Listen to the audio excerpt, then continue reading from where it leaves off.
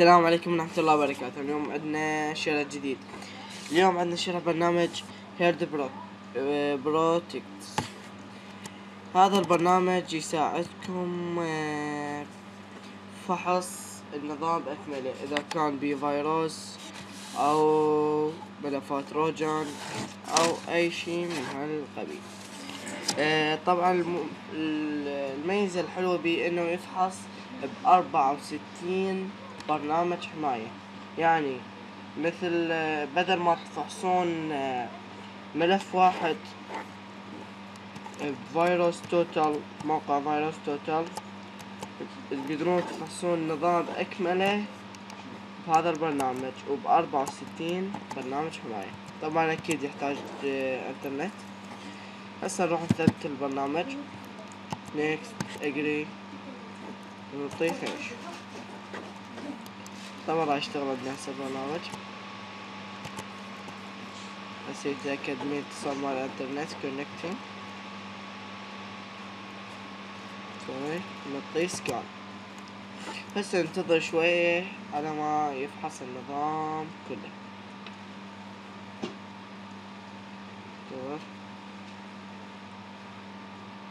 طبعا ياخذ شوية وقت بسيط، مو هواي.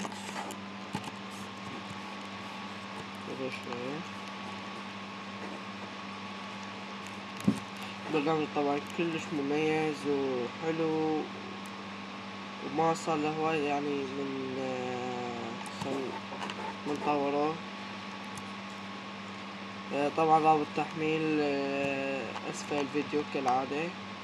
بعد ما تدخلوا على الرابط انتظروا 5 ثواني، سكيب اد،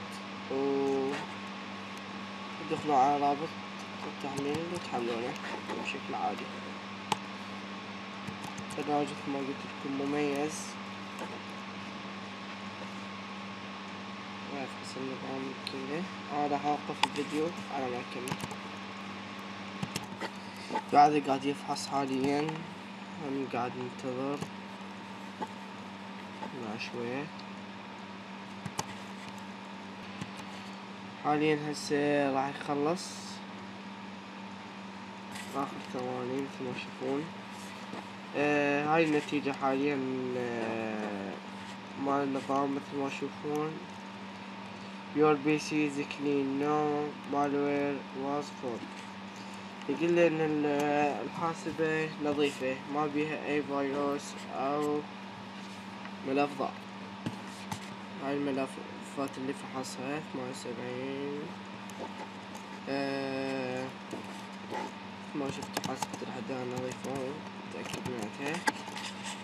شوفوا انتم محاسيبكم بهالبرنامج. مثل ما قلت لكم رابط تحميل اسفل الفيديو.